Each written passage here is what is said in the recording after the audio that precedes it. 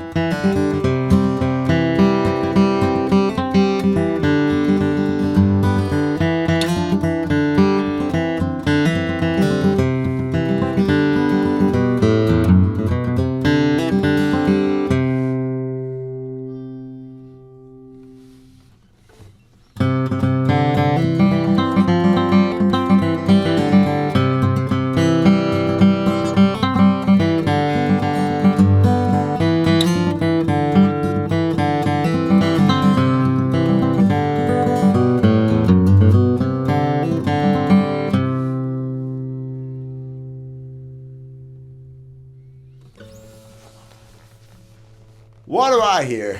When I go back and forth between the two, I pick up the D21 and I hear more bass, but I also hear a little bit more nasalness in the bass. And I suspect that could be because of the rosewood more than the top. In other words, the rosewood brings out different frequencies than the mahogany does, and so maybe it makes that nasalness a little bit more obvious. And, it's not bad. It's not as bad as the 70s, and non-scalloped 70s usually is. Of course, they usually have they're going to have the big rosewood bridge plate too before I take them out. So this guitar seems a lot louder in my face. It's louder on the low end. It's louder on the low end. The highs are both pretty comparable to me sitting here. But when I hit the...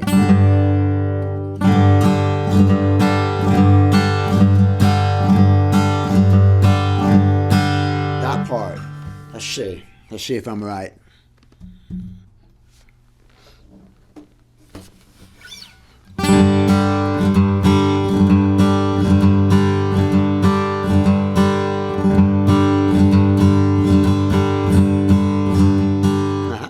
This has got a really good bass for a D18. Let's just call it a different tonality.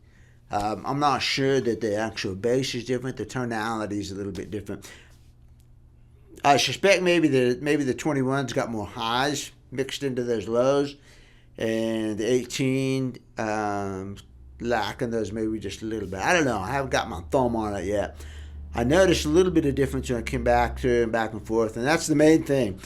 I have trouble putting my thumb on it, exactly what it is.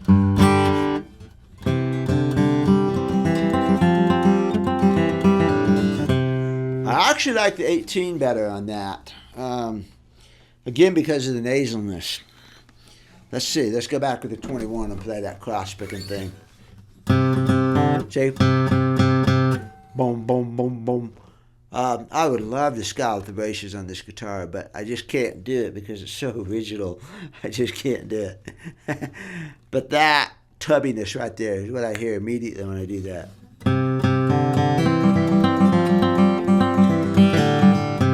And then once you get to the D string and on up, oh man, then it just roars. I wouldn't change a thing about the G, from the D, actually the G on up is just whoo, screaming. But the C, the two low strings.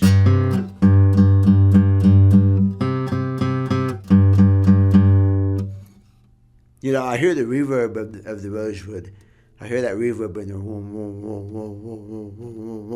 and the mahogany is a cleaner sound, and I'm not hearing that as much. I hear a deep tone, and I don't hear the reverb to it. So you might say the mahogany is cleaner because of that, and the reverb sometimes is not a good thing.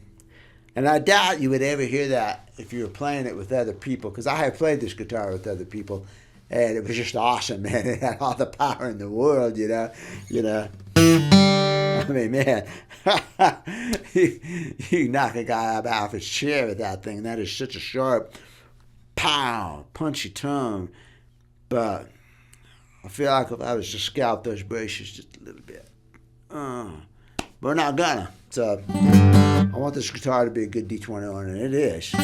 We're just looking at the characteristics of a scallop versus non-scalloped bracing, and that's a characteristic of a scalloped guitar, a non-scalloped guitar. Yeah. A little bit of noisy bass. So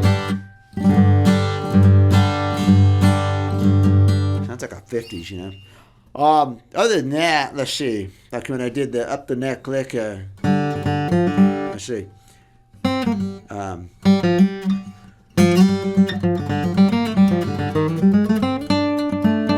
That sounds great. And that, man, gosh, that is some serious trouble. It's a Telecaster,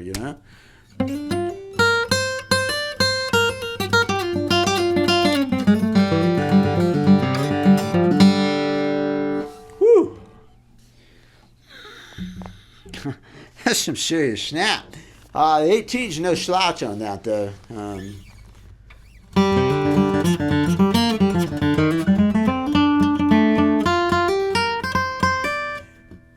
A little different, though, I don't care. I think there's more high end coming out of that Brazilian. And this one's good. Don't get me wrong on that. But that Brazilian's got screaming treble.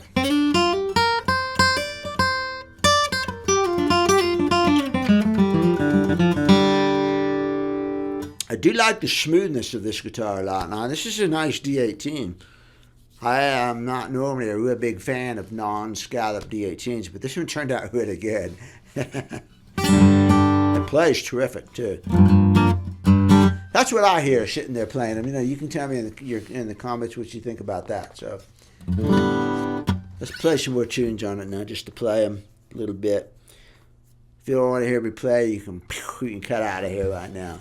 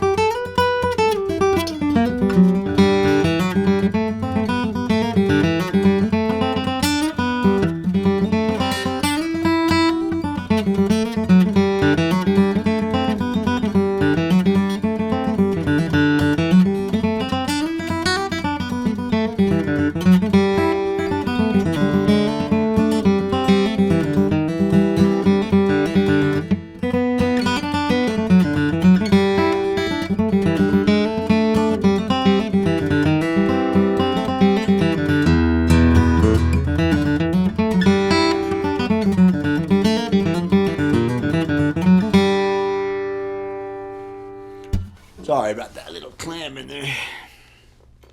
It's one of the things, once again, you get to listening to the guitar and not the tune you're playing. You go into auto drive, and of course, playing all these different guitars, your fingers get not used to them. So.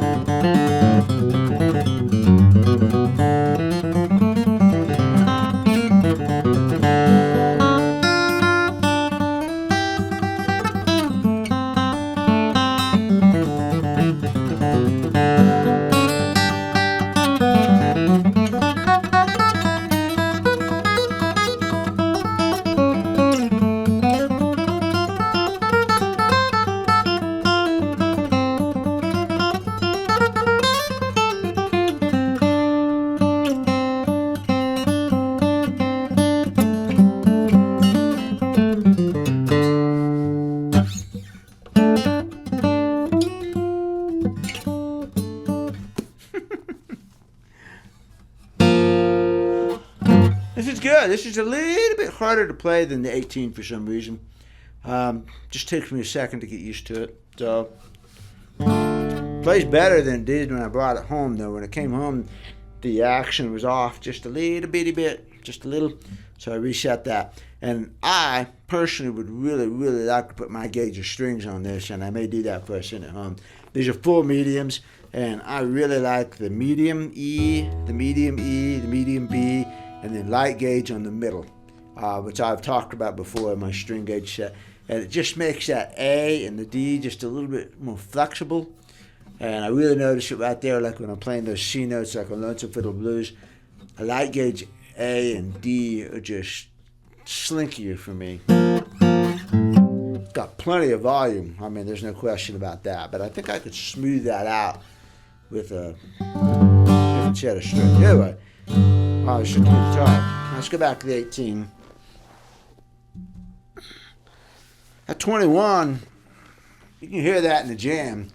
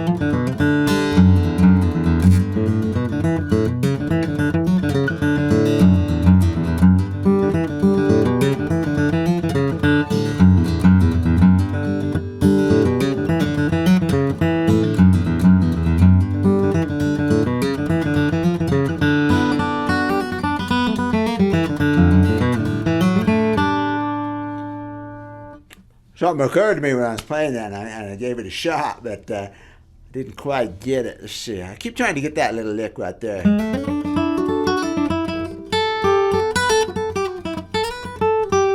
Something like that.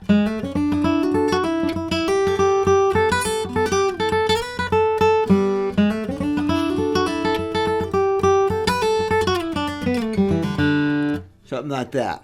It keeps coming to me, and I keep giving it a shot. I got to sit down and work that out. And so I'm just trying to remember these things.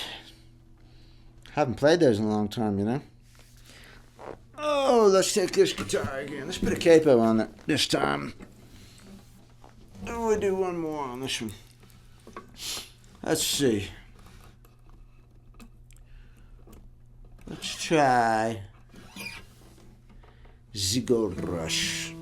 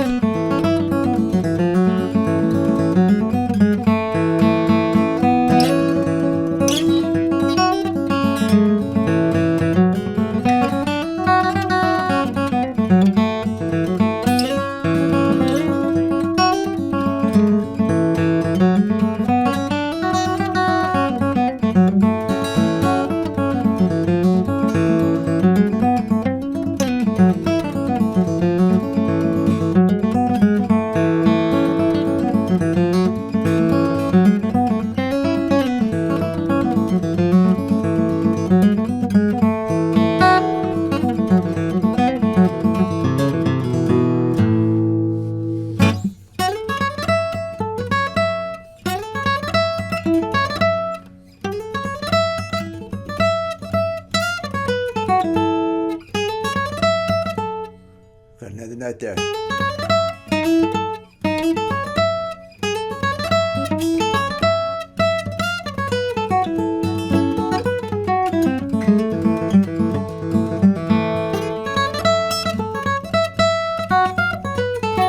Yeah, that's it. It's got a little bit of a syncopated beginning, and if you hesitate, you're dead. That's right, yeah, I hesitated there, because that was something I used to play. Seems like I used to start on that note, but I can't make that fit anymore. It's got to come off of that one. It should come off that D.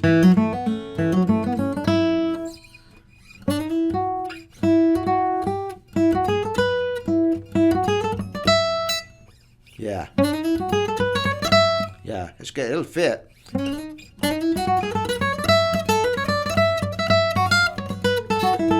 It's in there. I just got to get back there and practice it again. So, whew. Used to play that all the time. And the parts I can still remember pretty good are, this one.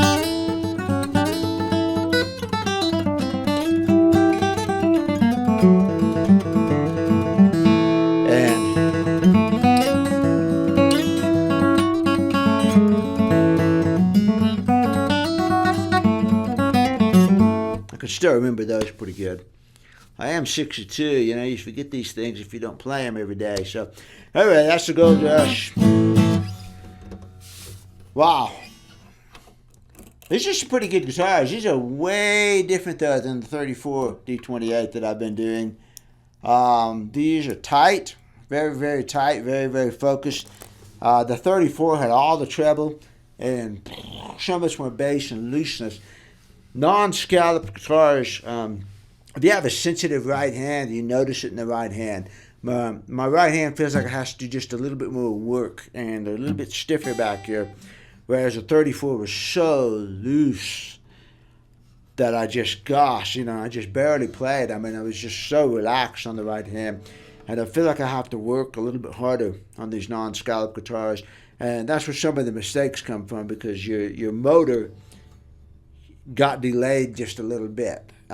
Your motor had a hesitation in it, and you blew it. You blew the timing. Your finger was down, and the note wasn't there. So some of those little things come just from the response of the guitar, where it throws you off just a little bit, and you make that mistake.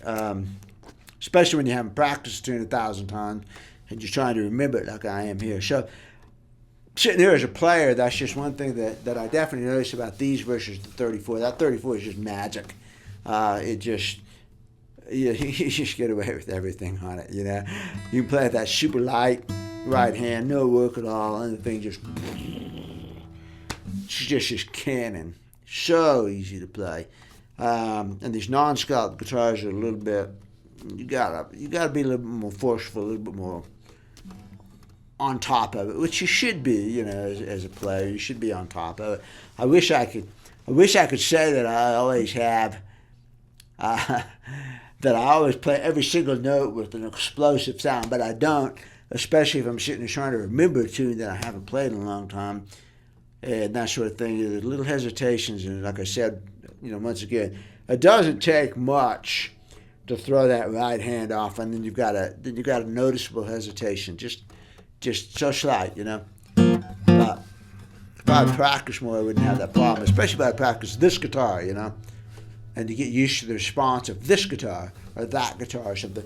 I do think the 18 is a little bit more forgiving in this sense, and maybe because it feels a little bit looser again. This 21 is a tight, punchy guitar. Wouldn't take me long. I'm not criticizing it. I'm just saying it just responds that way to me. The 18 feels just a little bit friendlier. I bet I could get away with a little bit more on this than I could on the 21. I like this, man. I think it came out really good, and I hope the customer's going to be very pleased with it. I know I like it. Again, considering he thought it might not be worth fixing, yeah, it definitely has been worth fixing. This is nice guitar. And it's a player's guitar, with all the stuff on the back of it and the cracks and the dings and everything. Man, you take this guitar out, whoever you want. One thing, Mr. Owner, if you're watching this, you want a strap pin in here or not? Guitar's just vibrating like crazy. That's why it's fun to play about these guitars. You know, they vibrate and you can feel them in your hand. You know, it's like a jolt of electricity or a live animal or something. Anyway, you want a strap button in here? Let me know. I'll remind you. Whew, let's get out of here. See ya.